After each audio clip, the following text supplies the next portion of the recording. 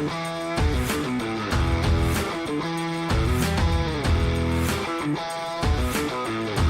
up, guys? Welcome back to the Jenks Island Podcast, the only NFL podcast you can get your takes from a washed-up Division III cornerback. I'm your host, Grayson Jenkins, joined again by my great friend, Ty McGee. And in today's episode, we're going to be breaking down our top quarterbacks in this year's NFL draft class. This class is, it's a little bit of a crapshoot after these top guys. So we're going to talk about kind of where we see these after that consensus top three, kind of what happens there. Before we get into our rankings and our lists, I just want to give a quick shout out. We'll be doing a live stream for day one and day two of the NFL draft. So make sure to tune in for that. It's going to be a lot of fun. We'll be starting at around 7:30 Eastern time, a little bit before the draft gets going, to just kind of answer questions, things like that. Anyways, Ty, this quarterback class, it's going to be a lot of fun to break down because there's a lot of discrepancies here of what the values are. We've been talking about it. I'm a big person on not taking a quarterback that isn't Cam Ward in the first round, but we'll break that down in just a second. Who are your top five quarterbacks in this year's draft class? Yeah, like you said, right, it's kind of a crapshoot. Like for me personally, between 3 through, and I would even say through like 8, it's really choppy. Like it almost reminds me of back when we talked about the running backs, and it was really hard to separate and differentiate between, outside of the top 2 guys. But for me, starting at 5, I have Kyle McCord. 4, Tyler Shough. At 3, Shedeur Sanders. At 2, Cam Ward. And then at 1, Jaxson Dart. I mean, okay, there's going to be a lot of comments about that. I like it, though. I think you're confident. And Jaxson Dart, I know you'll break him down when we get to him because you really like him a lot. My top 5 is going to be a little bit different. Number 5, I got Will Howard. That's the only different player in my top 5, Will Howard instead of Kyle McCord. Number 4, I got Tyler Shough, which is like, how the hell is that Shough? But anyways, 3, Shedeur Sanders, 2, Jaxson Dart. I'd say they're kind of more of a dead tie, in my opinion. Maybe Jaxson Dart gets a little bit of edge because he's a little bit younger. And I don't know. I think he had a little bit, I would say, more success in the SEC. And then number 1, Cam Ward, I think right now has the most talent out of all of them. But we'll break him down as well in a little bit. Anyways, Ty, your number 5 is different than mine. Kyle McCord, I want to hear your thoughts on him. Yeah, Kyle McCord, right? Obviously a guy that had some success in his first year at Ohio State, then transfers to Syracuse, sat behind C.J. Stroud for his first 2 years. So, he's been a guy for me that has turned over in a lot of systems, right? He had, only real 1 year starting at Ohio State, then 1 year starting under Fran Brown at Syracuse. He's going to come to the NFL and be another guy that, again, is in a new system. So I think he still has room to grow as he gets more comfortable within a system and can consistently be within that system. I think he's got a really quick release. He's a good deep ball thrower. If you watch the John Gruden QB class, they talk a lot about how he just loves to throw the deep ball, especially the 4 verts. Not a big check down guy, as they say in that. I think he, but despite the fact that he hasn't been in the same system, right, reading the defense still comes, pretty easily to a veteran like him. I think he reads coverages really well. I think he progresses through the route, through his route tree really well, and has a little bit of the ability to extend plays and make things, make some throws on the run. Not extend plays in the sense of, he's a mobile guy, right? He only had negative 65 passing or rushing yards, some of that does account for sacks, and he had a really bad offensive line. But extending on the run and making some plays on the throws on the run, I think is in his repertoire. It's just like he's a true gunslinger, right? Like the 12 interceptions. He just forced a lot of those deep balls that maybe he didn't need to. Even if you go back to his Ohio State days, right? Like I think at times, him and Marvin Harrison were high school teammates. I think some of the times he forced passes to Marvin that he maybe didn't need to. There's one, we talked about this with last week with Will Johnson.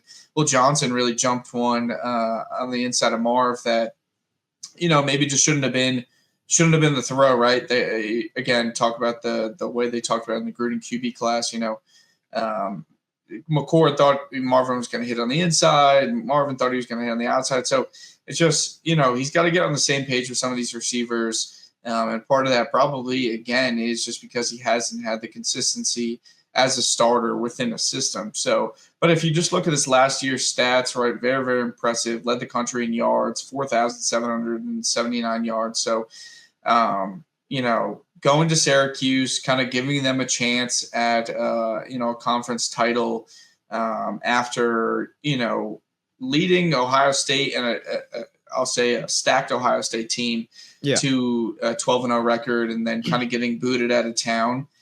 It was impressive to see him go to Syracuse and kind of ball out. A lot of people didn't expect that from him. So he's just got to be, for me, he's got a great arm and, he's just got to be more relaxed and more, less of a risk taker, right? Like I said, he does love that deep ball. So, yeah. Yeah, no, I think I love that you brought up John Gruden's quarterback. What is it called? Quarterback class, I think. Yeah, quarterback class, because he did his and Will Howard's are just really, really great to just kind of get a different view on the quarterbacks, things like that. So if you guys haven't watched those, make sure to check those out. But I think, like you said, I think Kyle McCord's kind of getting underrated just because he's kind of forgotten. You got booted out from Ohio State and just kind of did his own thing, and a lot of people kind of forgot about him. He threw for 4,800 yards almost last season, and he was a solid quarterback. And I saw a tweet. You said how he's a true gunslinger. I saw a tweet. It's kind of funny. It was he's the Brock Purdy of Jameis Winston's, which is a little bit disrespectful, obviously, but I just thought it was kind of a random funny tweet when you said gunslinger that came to mind. But yeah, I think Kyle McCord, he's my number 6 in my top 5. This list does not include Jalen Milroe. I make a quick note of that just because I think Milroe is, I don't see him being just a pocket quarterback in the NFL. I see him being a kind of hybrid guy that does kind of whatever a team could possibly need, not just a drop back passer or whatever. But he's my number 6, and I do think Kyle McCord could be a solid quarterback if he goes to the right spot in the NFL. My number 5 is going to be Will Howard, a guy that I think, similar to Kyle McCord, played an Ohio State team that is really, really stacked. And I think that's going to be something that knocks him down some people's draft boards, but I don't think it really should, because the guy he's not phenomenal at any one thing, but he is good or solid at everything. He can do anything you really ask of him. He's a solid processor in the pocket. He's good pocket presence, solid accuracy, steps up in big moments in the playoffs. He balled out. He had one of his best throws of his career against Oregon in the playoff game. He has a good frame, 6'4", 236 pounds, pretty much your prototype size for a starting quarterback in the NFL. Ability to be a dual threat in an RPO scheme as well. So if you plug him into a team like the Saints with Kellen Moore, I think he could be a guy I'm not saying the Saints should pick him. I'm just saying scheme-wise, that's something that could ideally be a good fit for him with the ability to be an RPO quarterback. Some cons for him. I think he looked down his receivers at times. He doesn't have the best arm strength. I'll pop up a clip here in a second that shows that. And I don't think he has as much of improvisation ability as some of these other guys in this class, which is something that I would like to see him improve on. Sorry, the head cold is getting to me. But anyways, here's the clip. Let's pull it up.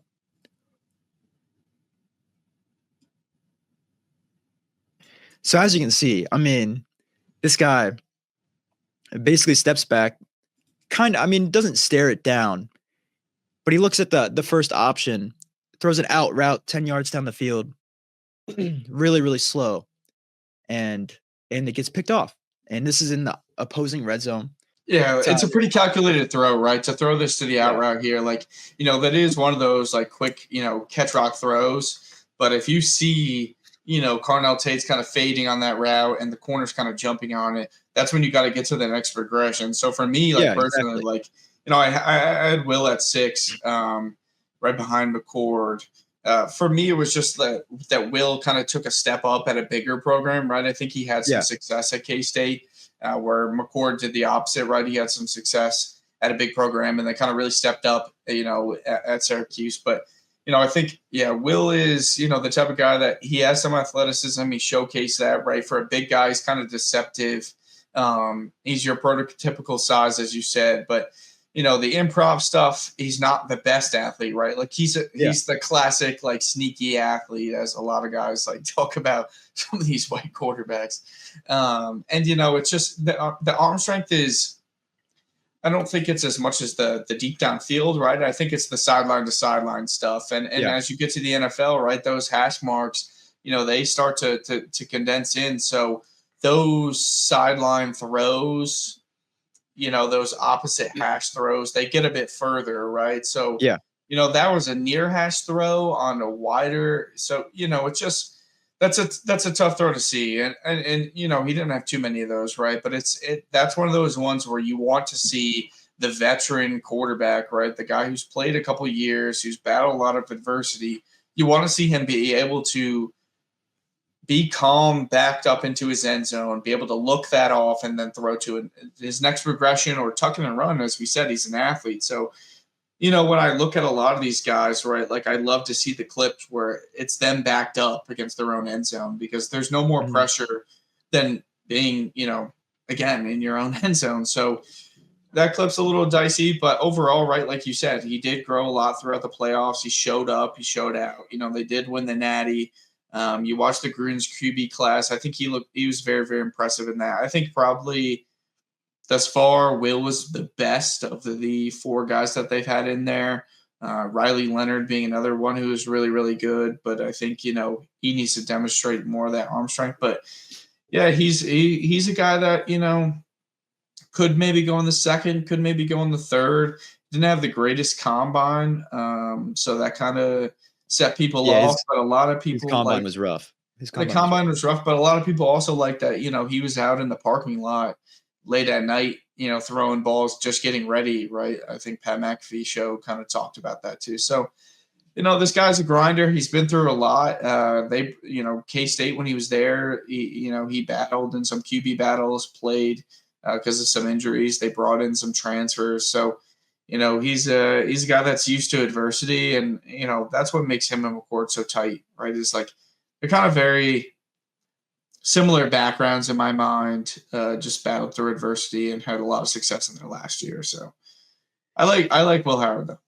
Yeah, I agree with you here. I think he's probably going to be, if he doesn't go I think he'll be a day 2 guy, most likely probably early third. I think round 3 would be a good spot for him. I don't really see him going above that. It just depends on when this run on quarterback starts, because right now it really is kind of these quarterbacks, the guys that we'll talk about in a little bit, Jaxson Dart, Shedeur Sanders, Tyler Shough, they could all be day 1 guys. They could also fall to the early round too. Like it is a complete wild card. We don't really know exactly what to expect for them. So we'll talk about that in a little bit. But number 4, Tyler Shough, a guy that both of us have at number 4 and has consistently climbed up everyone's draft boards. I think right now, if you go on PFF or PFN, he's really, really low. You can get him in like the 5th round in these drafts or in mock drafts. And he's being talked about in NFL circles as a number 1 guy. Like there's Diana Rossini, Nick Underhill, Saints beat reporter, who is well connected with a lot of NFL guys. But they've said that an NFL GM's told them he sees Shough as the number 1 quarterback in this class, above Cam Ward and things like that, which is absolutely insane, considering he wasn't really talked about at all a few weeks ago. So Ty, what are your thoughts on Tyler Shough here? 6'5", 219, but 20. He's going to be 26 years old when the season starts. So it's a little bit insane. What are your thoughts? He's got the ideal frame, right? But it's, he is the older prospect. Yep. The obvious comparison for a lot of guys has been Brandon Weeden, but I think he's a lot different of a prospect, right? This is a guy who was behind Justin Herbert and has had multiple kind of freak season-ending injuries that, won't affect him long-term, but obviously took him out. The broken collarbone, right? That's not going to affect you long-term, but that's going to take you out for a season. So, whereas Brandon Weeden was kind of playing baseball. So different prospect, but you can see it in the gunslinger kind of veteran savvy, like type, he's got the veteran presence. It shows in his progression. It shows in the pre-snap control that he has. And the biggest thing that pops off the tape is the arm control, the quick release, right? Like, pull up the clip. He makes some unreal throws on the run. Let's see if I have it here. Yeah, pull up those. I mean, that's the pick. Don't want to see that one. That's the pick. We'll get into that. But here's this one. Yeah, it is insane throw. Rolling off to the left, his shoulders facing like 12 o'clock, he throws it to 10 o'clock on the run to Right. the left. Exactly. It's an Oh, unreal throw. And if you yeah. could pull up the Notre Dame one too, I mean the Notre Dame one is maybe even more bonkers from the back view, but he makes a lot of really, really good throws on the run, and that's really impressive for a guy that's not that athletic, right? Like only 19 rushing yards, not very mobile. A lot of times when he's taking, doesn't take a ton of sacks either, 14 sacks, but he doesn't have the ability to extend plays. But when you can see him on the run, he makes these unreal throws. Almost kind of reminds me, and this isn't a comp, but it kind of is a comp of a Matthew Stafford, right? Like, Stafford makes these unreal throws against his body with these odd arm angles that you just don't see in the NFL. A true gunslinger, right? And I think those are obviously the pros for him, but again, not the most mobile guy. I think sometimes when he's in the face of pressure because he's not mobile, he falls away instead of some of the other guys, they kind of step into it. Yeah, here's the Notre Dame Here's clip. the Notre Dame clip. Similar situation. He rolls out left, but this time he throws it kind of like to a 30-degree angle with a guy hitting him in the face. Yeah. Across, like in between two different defenders, and it is absolutely on the money. Like that is it's as insane of a throw as you're going to see at the college level. But you can see what I mean there in that clip too, right? He kind of does fall away in the face of pressure. Like he's not really stepping into that. Like he is trying to avoid it, which makes sense, right? Like, not every guy's going to have the moxie to step into a throw and get drilled. But, it's just again, he's another guy like McCord for me. He's got that true gunslinger mentality where he does force some throws. If you pull up the interceptions now, right? Like, this is the definition of true. What the hell? I mean, that one is unexcusable. And it's probably one of the worst clips I've ever seen from a quarterback ever. Like he throws it underarm, 10 yards into coverage. Like he's just, you cannot explain it, and it is.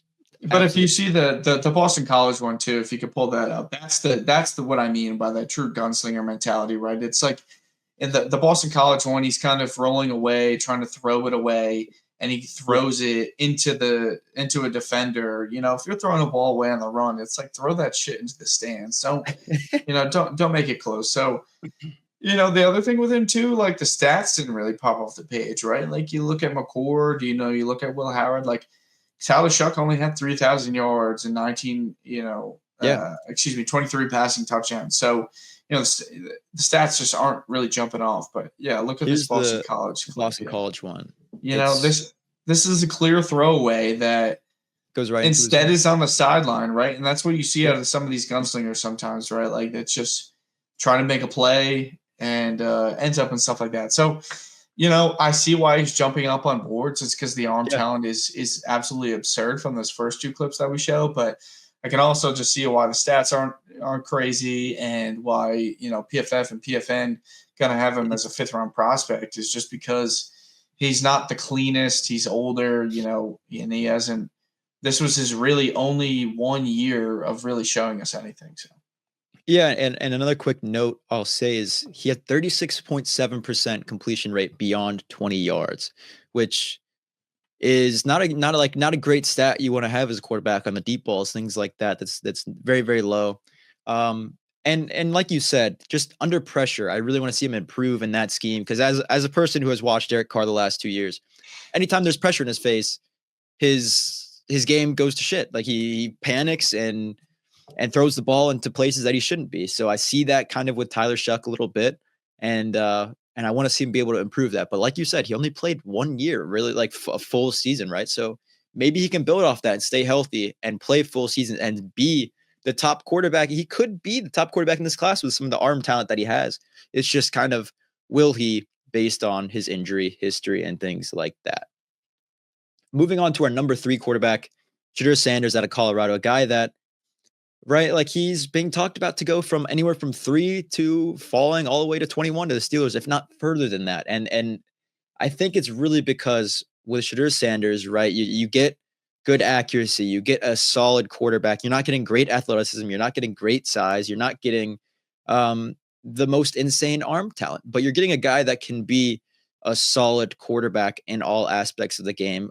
He has great accuracy, able to put throws where no one else other than his receiver can get them. He's able to make plays on the move, even though he's not the most athletic quarterback, which is something you want to see. Like, you can see some of these guys that aren't athletic quarterbacks stay in the pocket and go down, take a sack.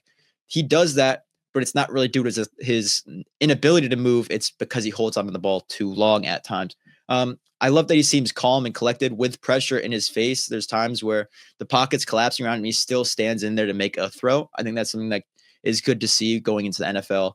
The National Football League is just as we want to see from prospect. He holds on the ball too long. Like I said, he stares down receivers at time. I have a clip that I really want to show, but a lot of his interceptions this past season, I see him in the all 22. You can just see him stare down the receiver, and the linebackers, safeties, whoever, all adjust to that and make plays on the ball. That's something that he really needs to make an improvement on. And we saw in his pro day a lot of hitches, a lot of poor timing on short routes and things like that in a pro day that should not be happening. You see it in tape as well. He'll hitch and then throw a hitch or a comeback or a curl a step too late. You want to hit it while he's breaking, so the ball's there when he's into his cut, and he's hitting it after he's into his cut inaccurately in a pro day. And it's like, that's something you really want to see him improve on in the NFL. So for me, I think, yeah, he does have potential to be a solid quarterback in the NFL. I see him as a second round value, in my opinion. I think he's a second round quarterback. I'll get hate for that, whatever. But I just think, to me, I'm not wowed. I think he could be a solid quarterback. He makes a lot of solid plays, and obviously he was the best quarterback that Colorado probably has ever had. So I mean, Stewart. Don't say that. Cordell Stewart is the greatest Colorado athlete of all time. I'm gonna be honest. I don't even know who that is, Ty. Slash? You don't know Slash? I Pittsburgh do not. Steelers. Do your research. I am not I've never been a college football guy, so I don't know like who's performing well in college, things like that, where they went before the last like 10 years. I had no clue where these players went. But anyways, yeah, I do think that Shedeur Sanders will be a solid quarterback in the NFL. It's just kind of where he lands. This conversation around him is actually insane. 3 to 21 to the end of the first round. Like, his range is absolutely absurd. Ty, what are your thoughts? Yeah, for me, you're right. I think he really needs to end up somewhere that has a good offensive line. I think they need to hold up well because, as you mentioned, right, it takes a lot of sacks. 94 sacks taken in 2 years at Colorado. I mean, that is an absurd stat. 42 alone this past year. So I guess some level of improvement. But, it's just – that's a really concerning thing because you see him back there, right? The first game that I watched was BYU in the Alamo Bowl. And he's just sitting back there. And dude, it's like, then I watched Cincinnati. Then I watched K-State. And K-State was finally when I kind of saw him start to pull the trigger a little bit. And then I kind of watched Chase Daniels' breakdown of him too. And he just, sometimes it's just like, dude, you got to pull the trigger. Like, he sees it, right? You can see if you look at the end zone view of a lot of these, you can see his read progression kind of get there.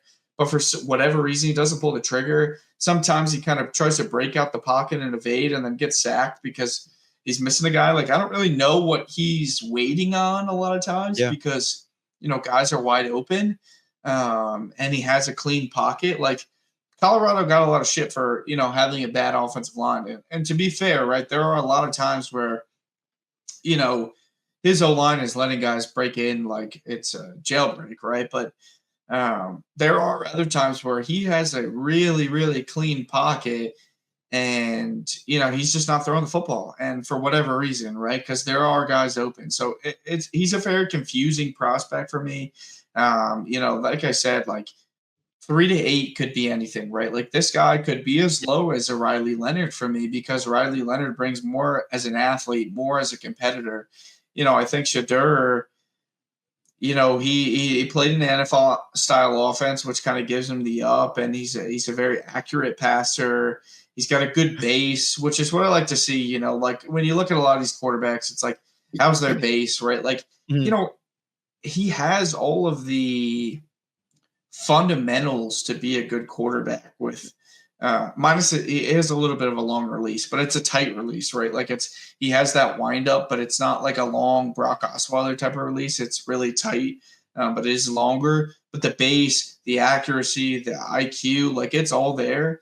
It's just like sometimes you just got to pull the trigger. So, you know, to see him maybe go behind a quarterback or go into a system with a really good offense coordinator like a Brian Daboll, like a Kevin Stefanski, you know, would be great for him. It's just, I don't know. He's all over the place, really. I will say, like, I think the most ideal scenario for him, and it would be awesome, is if the Browns took Travis Hunter, and then the Browns somehow, and the Saints pass on Shedeur, right? They'd have to for this to happen. The Browns trade up somehow and get him in later in the first round somehow, and pair him back up with Travis Hunter, and make that happen in the NFL. Because right, you have Joe Flacco. If you really don't feel he's ready to start year one, even though I think they would start him year one, you have Joe Flacco, you have Kenny Pickett, you have guys that you could give him some time to get coached up, things like that in the NFL level. So there's not a lot of pressure on him. But I do think he would be a starter right away. But I think that would be a great situation for him, like you said. Yeah, because Stefanski, like, think about some of the quarterbacks that he's had. Like, a lot of the quarterbacks that have had success with Stefanski were smart quarterbacks that could play in a system that were accurate, right? Like Deshaun, Yeah. like the rumors were that he struggled to learn an NFL system and was more of a college system type of guy. So, you take a Shedeur Sanders who played under Pat Shurmur, who is an accurate quarterback, who has taken two programs now, kind of taking them on the up, right? If you look at Jackson State and then you look at Colorado. So I can see why teams are like, okay, this could be a first round guy, but it's if you put him in a bad system, if you put him behind a bad O-line, that's when you really start to get the concerns for him. I mean, even Colorado, given that it's a pro system, Pat Shurmur had no success in the NFL, was a really bad offense coordinator and head coach for the Giants and the Broncos. So, it's hard to judge him because his O-line's bad, the coaching's not great, but he also just holds onto the ball. So he's kind of all over the place as a prospect for me. Yeah, I just want to show the pick real quick. Like, this is one of the few that, like, you see him kind of, he gets the snap, stares down the one the whole time. The cornerback sees it right away, and makes a play and gets the pick. And I guess you could say, here, let me just watch the receiver. The receiver kind of doesn't come back to it. Doesn't really do a lot of help. Doesn't do any favors. But this is one of those things again where when you're back in your end zone, you got to be able to look something like that off, right? Like an out route. That's the classic pick six backed up in your own zone is the out route that you let get jumped.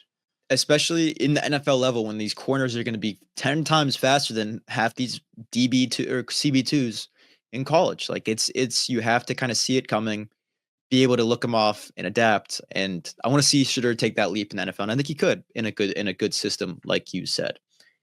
Anyways, moving on. My number 2, your number 1, Jaxson Dart, a guy that is very, very I'm trying to think of the word. Has very, very I'm just going to say he has a huge diverse range in where people are going to think he should be taken, right? A lot of people, including yourself, think he should be taken to the Saints at 9. Some people like myself feel like he's a second round value. Wouldn't mind the Saints taking him at number 40. But I think personally, I think he's a second round value, but I do like a lot of what I see in his game, similar to what with Shedeur Sanders. I think he could be really good in the right system, but I think he's a second round value. But I want to hear your take, Ty, and then I'll give some thoughts afterwards. Yeah, we kind of talked about this, right? Like right before we started. Like if we were to flash back to last year's class and kind of merge these two classes, for me, where I valued last year's guys and where I value this year's guys, it was Caleb, Jaden, Bo, and I would take Jaxson probably right after Drake May. I'd probably say Drake May, Jaxson Dart. So I would have taken him over JJ and over Penix, who were top 10 picks, right? So, for me, that means you're a first-round talent. I think at 9, he fits really, really well into the Kellen Moore system. As I get into Cam Ward too, it'll make more sense why he's my 1. But I think for Dart, right, like it's, the 3 games that I really, really focused on were Georgia, which was a rain game, one of the best defenses in the country, Texas A&M, A lot of really good pass rushers, 2 guys that could possibly go in the first round, 2 guys that will at least go within the first 2 days between Shamar Stewart and Nick Scourton. And then LSU, another really, really good defense. So, for me, it was super important that he played against the toughest competition of all these quarterbacks, right? Playing in the SEC, playing against some of the best pass rushers, playing against some of the best corners, right? You look back at all of our top 5s. We got Maxwell Hairston. We got Shamar Stewart. We got Michael Williams. We got Jalen Walker. These are all cats that he played against. Didn't play in the most complex offense, but he used that offense, takes certain scheme or certain route combos and uses them in a lot of different ways and uses NFL type motion and play action to kind of, confuse a lot of defenses. So, we did play in a bit of a more complex system than some of these other quarterbacks that play in more of a college type system besides Shedeur, right? He obviously played in a pro system. But for me, right, the strengths with Jaxson, super quick release. He had a really good base. I think he's the best athlete of the top quarterbacks, right? Obviously, Jalen Milroe is the best athlete of all the quarterbacks. Yeah. 495 yards. He has a really, really good understanding of when he should take off in the pocket, when he should roll out. I believe it was the Georgia game. There was a clip towards the end of the game where the defense really, really, I think they were in man. They kind of crashed in the left side. He realized, shit, it's wide open. Went for like a 30, 40-yard run. So has a really good understanding of when he should run, when he should hang in there. He's the best deep ball thrower in this class, not as in terms of pure arm strength, but in terms of accuracy, right? 9 times out of 10, he's putting the ball where only his receivers can get it. He's a really smart player, understands where his checkdowns and his hot routes are. Again, you watch Georgia, you watch Texas A&M, you watch LSU, best pass rushers that you're going to play against. They're sending a lot of guys, right? Like very exotic blitzes that he understands. He can read and make those checkdowns if he doesn't have some of those deep balls or coverage doesn't lapse and he doesn't have a dig or something like that. I think he has really good touch on his throws. One of the things that Tyler Shough didn't have that I love that Dart has, he stands in and delivers, right? When he's taking a hit, some of these throws, he's getting fucking drilled against, excuse my language, but against some of the best pass rushers. And that's what I really want to harp on. Like SEC talent, this is the best guys that you're going to play against. And he's standing in there delivering throws. And doesn't take a lot of unnecessary sacks, right? Still 28 sacks taken, but he has a really bad offensive line. I think a lot of times he was trying to throw it away when he could. Some of the weaknesses for him, just some misses on high and low throws, when he doesn't set his feet or he's under pressure. I think, he can stand in and deliver, but sometimes, those exotic 7-man blitzes, 6-man blitzes really get to him. And he misses on throws, but not misses on throws in terms of their interceptions, just incompletions. Again, that kind of goes back to where I said 9 times out of 10, the ball is put where only his receivers can get. And I think sometimes he just needs to slow down in his progressions. If you can kind of look at the end zone cams of and mainly I'll harp on the Georgia game, he would kind of overlook some of the reads, and he would have a completion to another guy, and maybe that was more yards. But I would just like to see him kind of slower in his progression, maybe not even slower, but kind of go through the progression, right? Instead of looking left and then immediately to your dig, kind of look at your crossing routes, stuff like that. So, and he had a lot of success. He had this team on the brink of a college football championship. Obviously, we're going to show the Florida clip where he threw a really bad interception, but, that was a game where, again, the bad offensive line showed up. He got drilled. There was a lot of talk about maybe he had a concussion in that game. But 4,200 yards, 500 rushing yards, 32 total touchdowns, and only 6 interceptions with a 70% completion percentage that's about as good as it gets, right, against SEC talent. So for me, he's my one. Yeah, for me, I think like you said, he does a really good job of reading the exotic pass rushes. And I think one of the things I want to talk about is that he has really good anticipation against man coverage. I think he's able to read man coverage well and kind of know where to put the ball, that the corner can't make a play on it, or safety, whoever. I think he has, like you said, that dual threat ability to be a great quarterback in RPO scheme is something that Kellen Moore, a reason why you say the Saints should take him at 9. could really take advantage of. He could be a really, really good RPO running back. And I think his accuracy, like you said, in the deep game is solid. And I just want to say real quick, I think that there are times where like I'll notice in the tape that he kind of makes it so that the receiver breaks stride a little bit, but I don't really like, as long as it's a catch and as long as you're getting the ball to the target, I don't like, it's not too big of a deal. I think there's times where that like that's going to get talked about a little bit, but no, I don't. It's not too big of a knock. His decision making at times, and like we'll just show the Florida clip just to show it. But yeah, like Ty said, there's speculation he was concussed, but this is the first pick of the final few minutes in this game where they had a chance to come and tie it up, and then he threw a second pick later. And as we can see here, this is triple coverage. Throws a deep post to three dudes, just like it was never even close to open. And on the backside, so I want to make a quick note.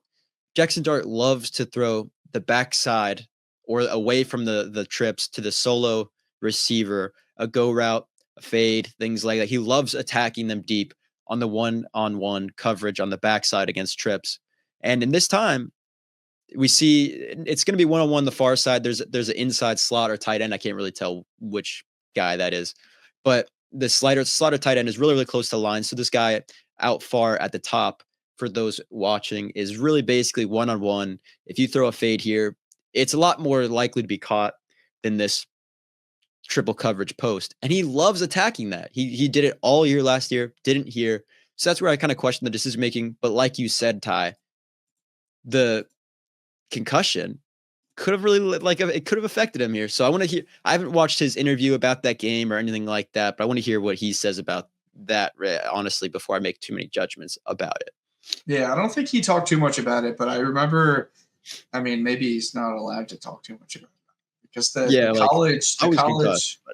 college review of a concussion is a lot different than the NFL review. And I kind of remember Orlovsky and McAfee talking about it. Like, you know, he got smacked and then he just had to pass a couple questions and he was back in the game. But, you know, take 2 interceptions post-concussion away, 4 interceptions on the season is really, really impressive. So, yeah, I mean, and as you said, too, he likes to take that backside throw. So I think that kind of feeds into maybe he forgot what he likes.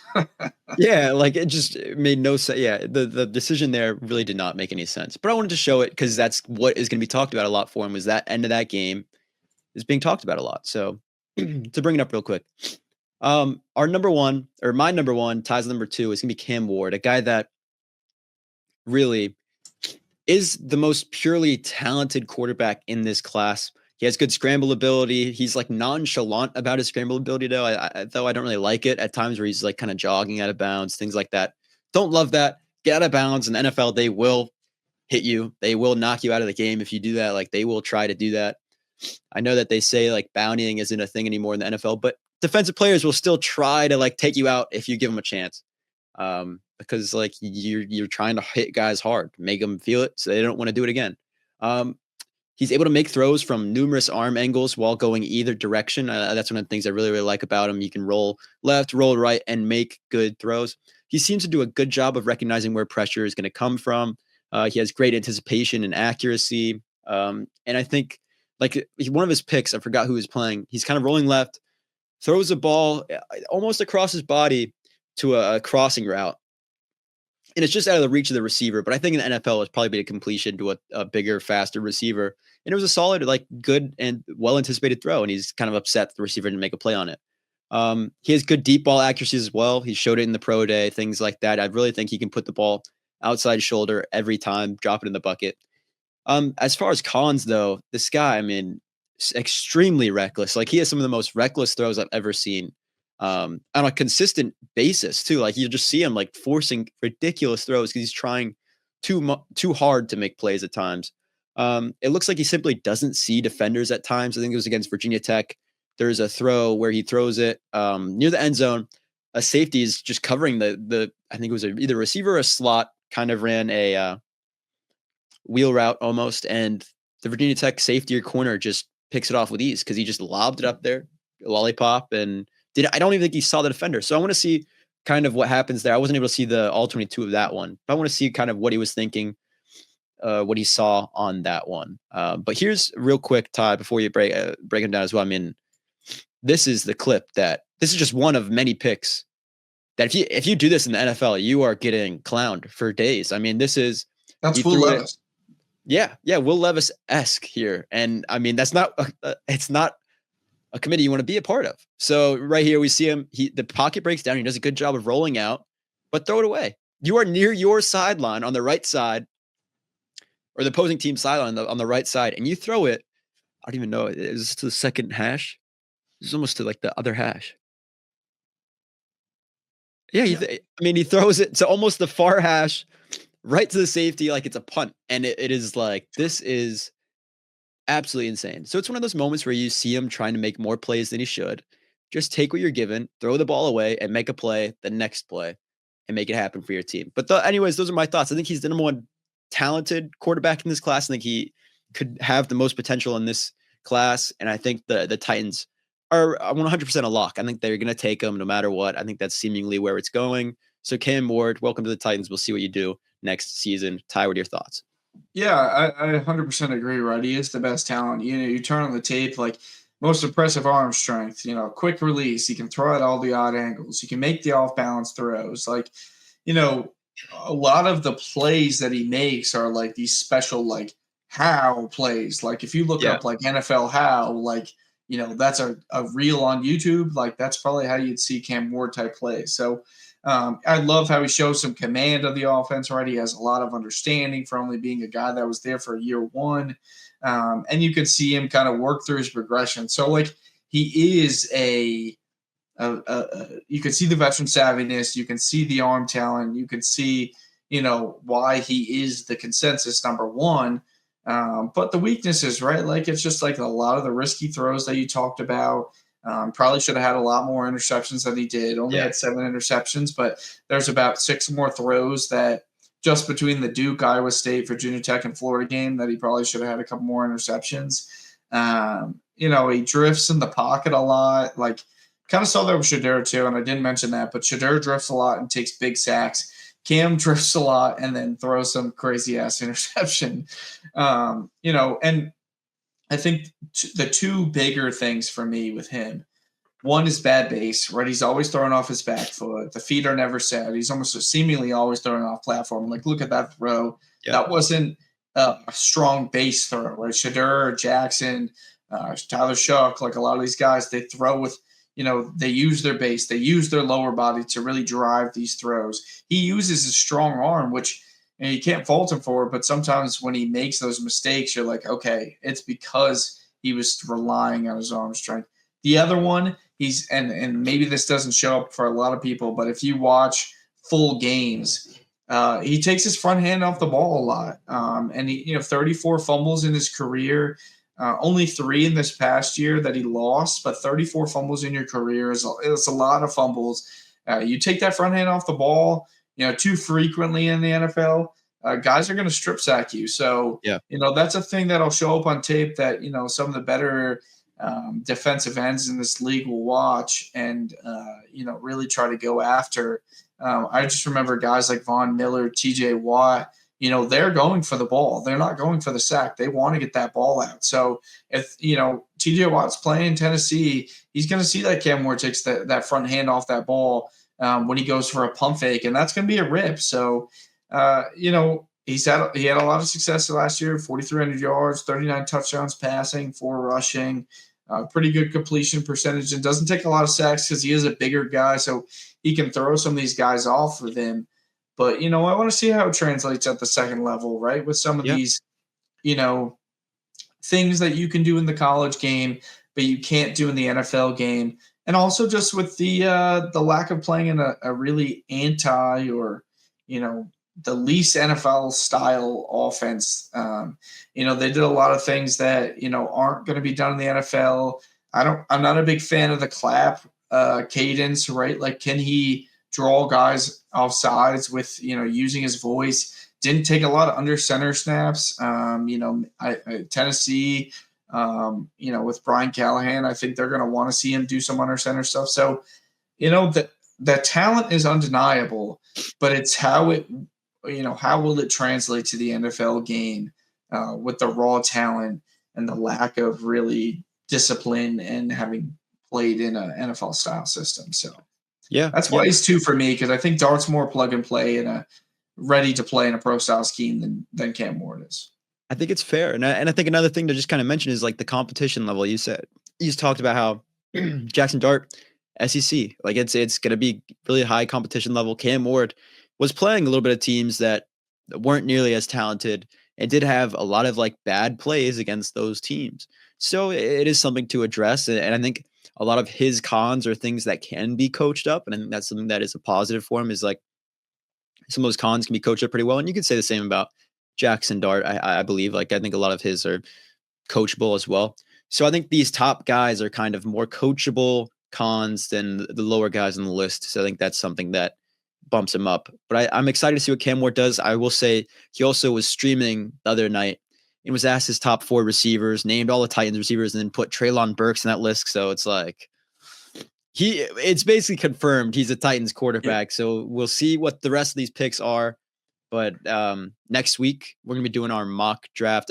Ty, do you have anything else to add for the quarterbacks real quick? Sorry, I don't want to jump No, in. nothing for the quarterbacks, but breaking news, Ryan Ramczyk just retired. So Oh yeah, big news. I was expecting that, and I will say he's like announcing the 2nd round pick, I think, for the Saints too. So it's like, I don't even know. He apparently he's been like kind of hiding from the public recently, but all the guys that have seen him, when he does come out, he is like tight end weight, apparently. Like he's shrunk down, kind of like, I think it was like Joe Thomas did. Yeah. Yeah.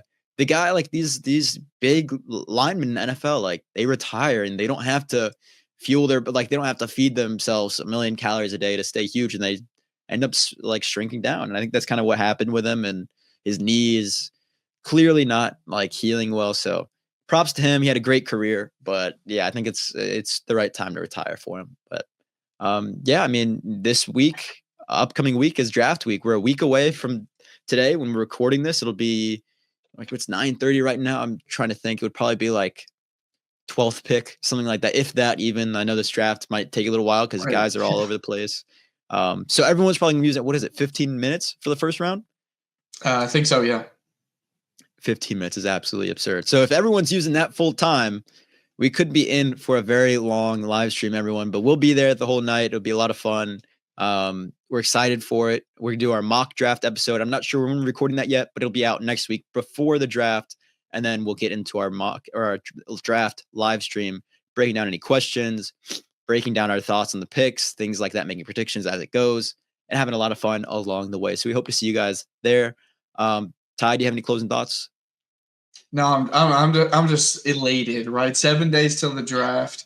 Getting into the mock draft next week will be fun, but that Thursday and Friday night, man, I'm excited to see. Listen, Jenks, I know you don't want to see Dart at 9. I know you don't want to see Shedeur at 9, but I hope you see Dart at 9, because I think he could be electric in that offense. I think it's very similar to, a lot of people last year said Bo Nix was a 2nd round pick and Denver was stupid for taking him. He didn't have the arm talent and blah, blah, blah, blah, blah. I think if you are set on a quarterback, and I said this to you before, if we're set on a quarterback to be a 1st or a 2nd round talent, and he's a home run in your system, you take him in the 1st round.